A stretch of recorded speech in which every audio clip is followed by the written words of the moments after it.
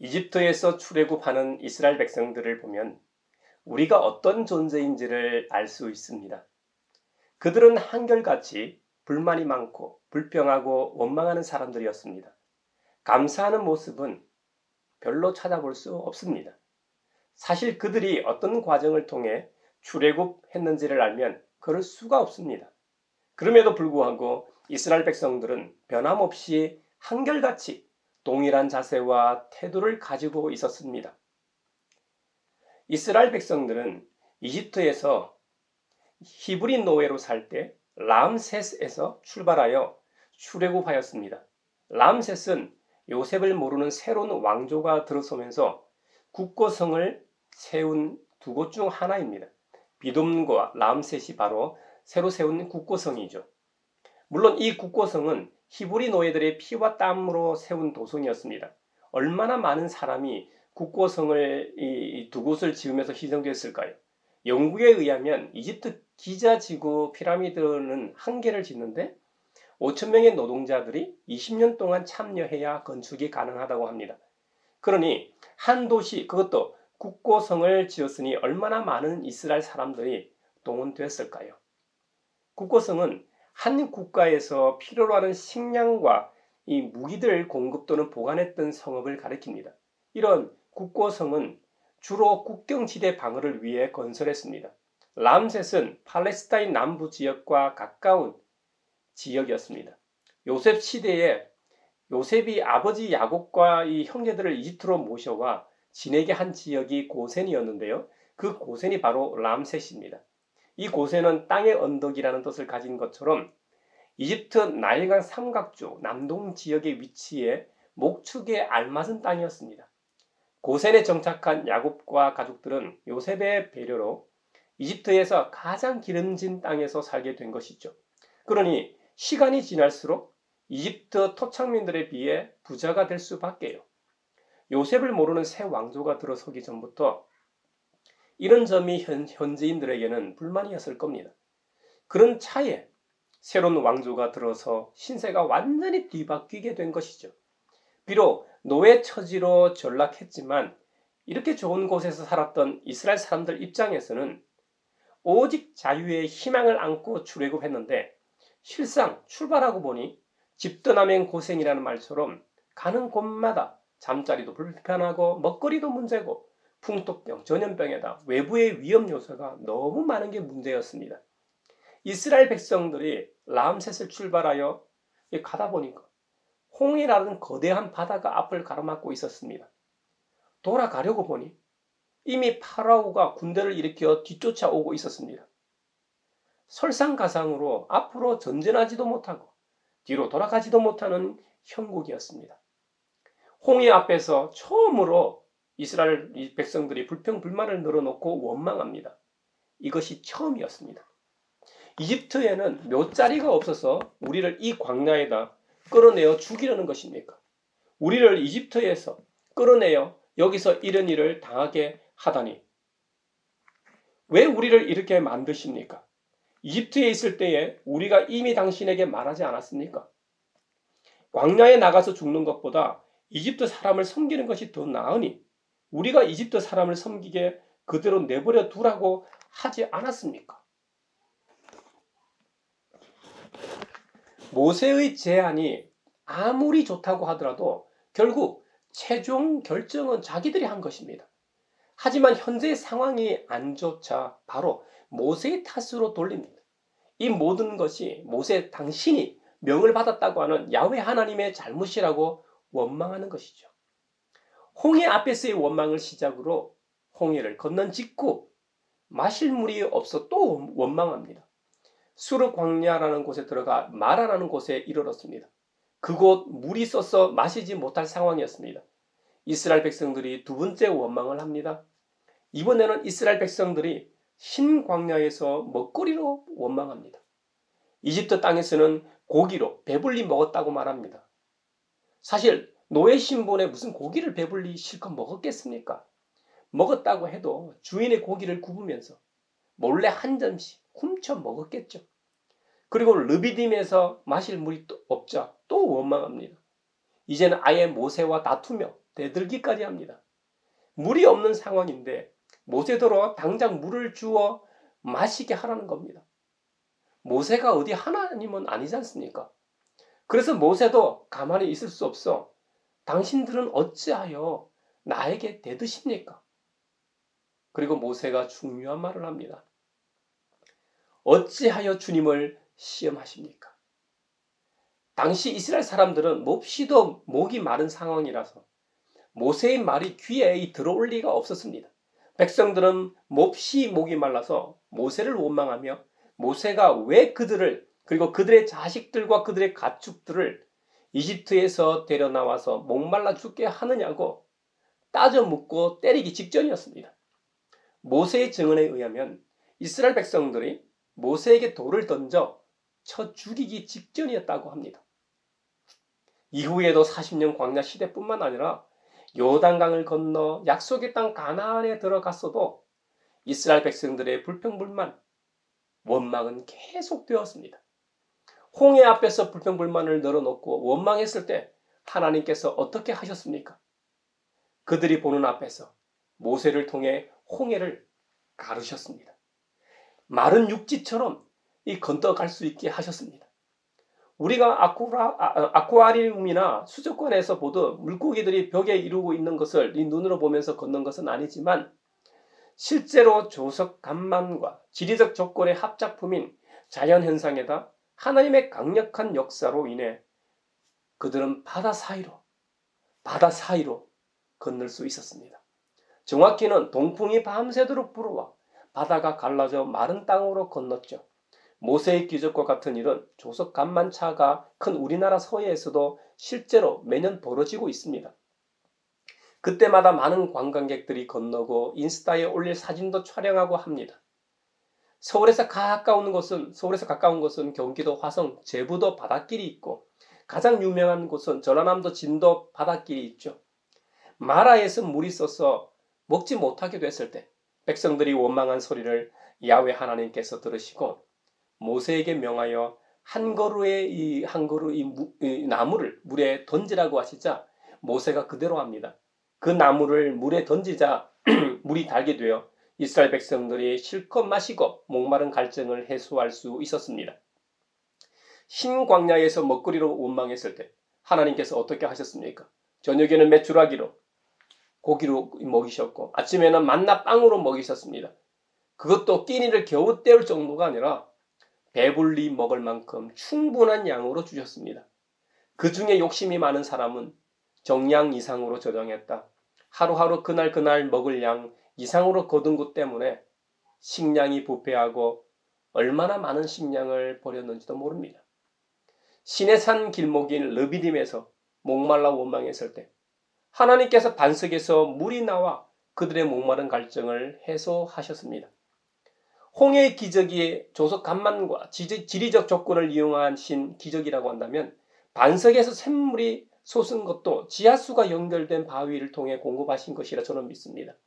원래 자연적 지질 구조에 하나님의 역사가 있어 이루어진 기적이죠. 모세가 무슨 힘이 있어 바위를 친다고 물이 터져 나오겠습니까? 이스라엘 장로들이 보는 앞에서 하나님께서 하시는 일임을 보여주는 상징적인 행위인 것이죠. 그래서 그곳 이름을 이스라엘 백성들이 하나님께 대들었다고 해서 다툼이라는 뜻의 무리바라고 하였습니다. 그들이 실제로 그렇게 다투고 대들었던 본질적 이유가 뭘까요?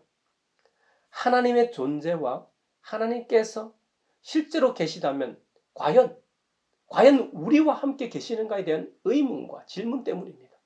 그래서 그곳 이름을 시험하다는 의미의 마사라는 이름으로도 불렀습니다.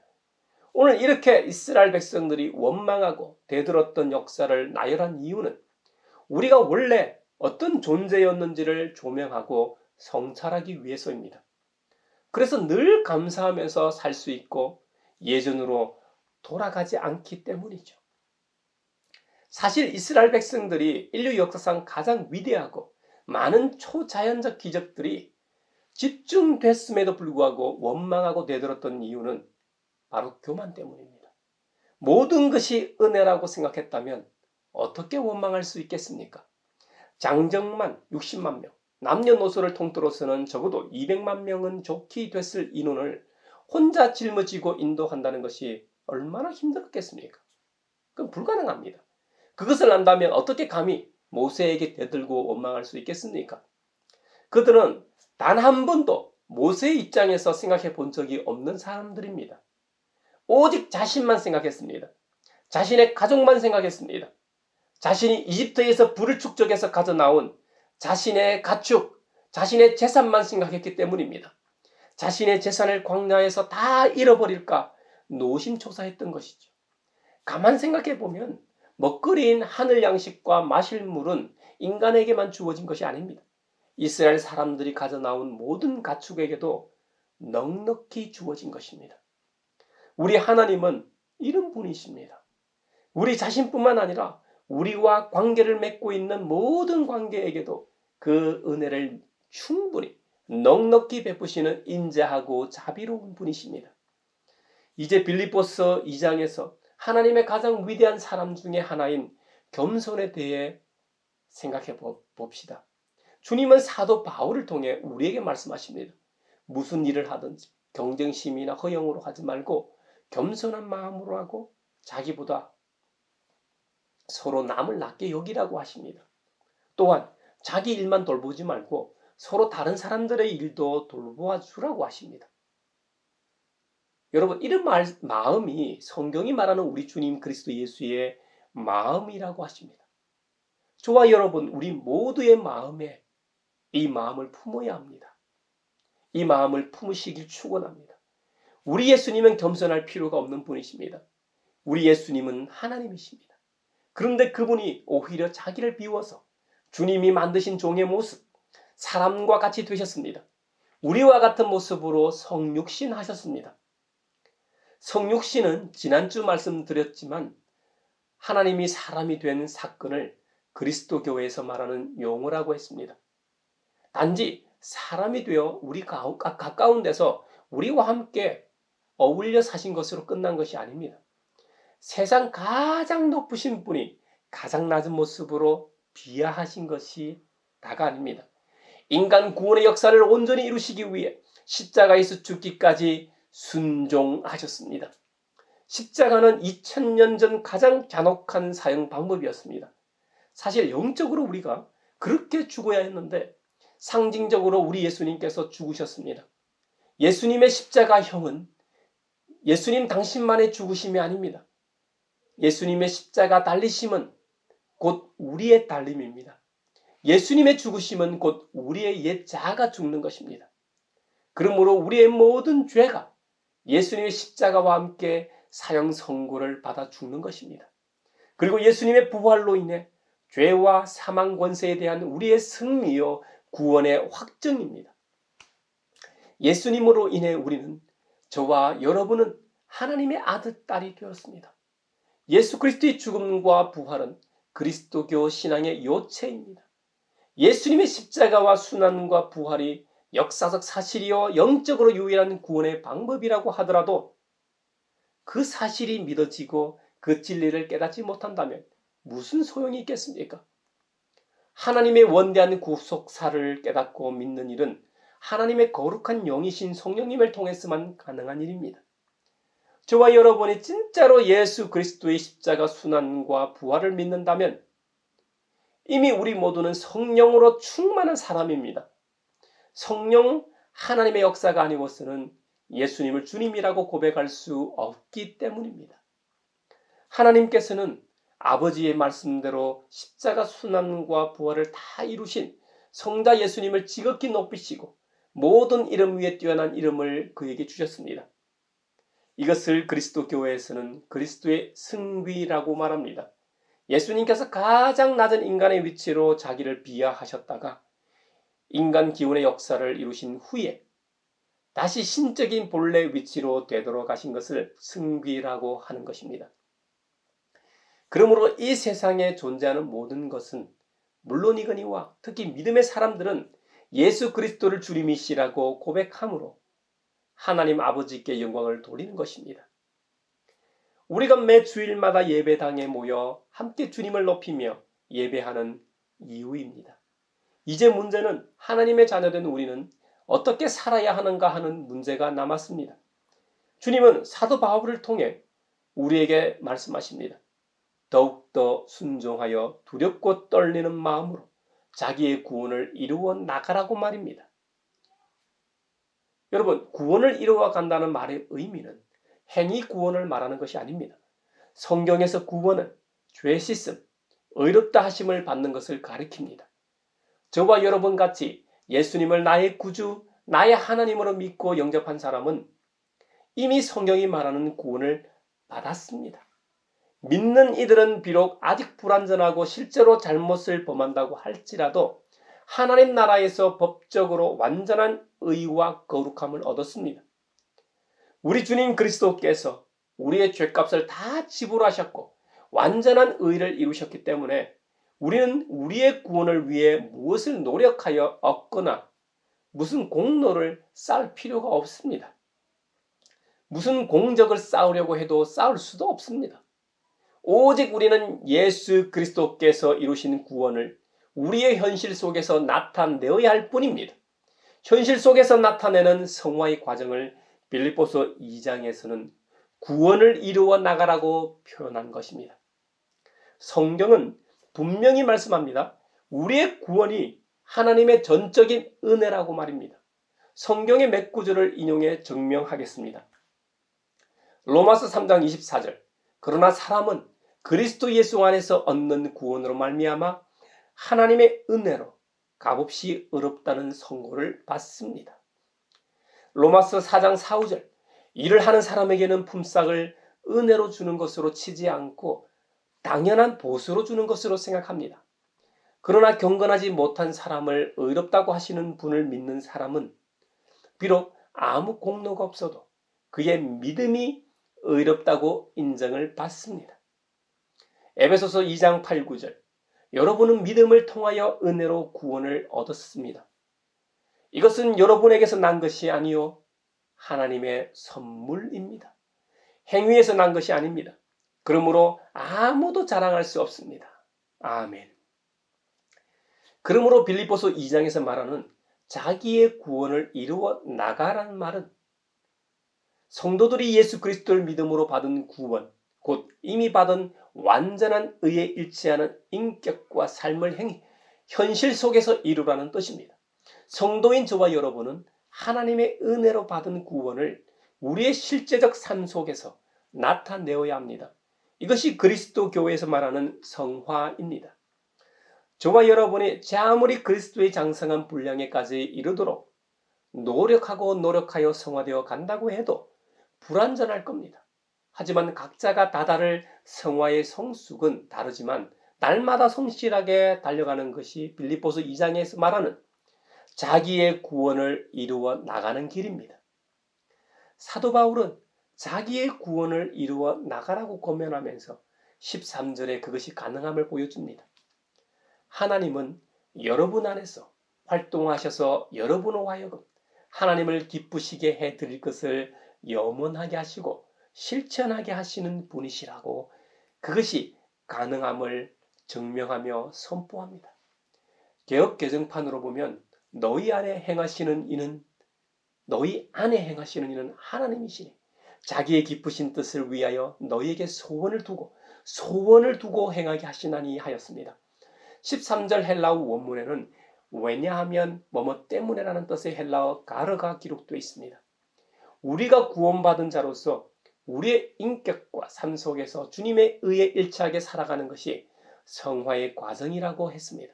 그런데 그 성화의 과정이 우리 혼자 하는 것이 아님을 보여줍니다. 전적으로 하나님께서 우리 속에서 하시는 일임을 증거하고 있습니다. 하나님의 거룩한 영이신 성령님이 우리 속에 거하심으로 우리를 구원하신 주님의 사랑과 의가 우리의 인격과 삶 속에 나타나도록 하신다는 것이죠. 그런데 우리 속에서 역사하시는 성령님의 활동은 우리의 자발적 소원과 노력으로 나타난다는 겁니다.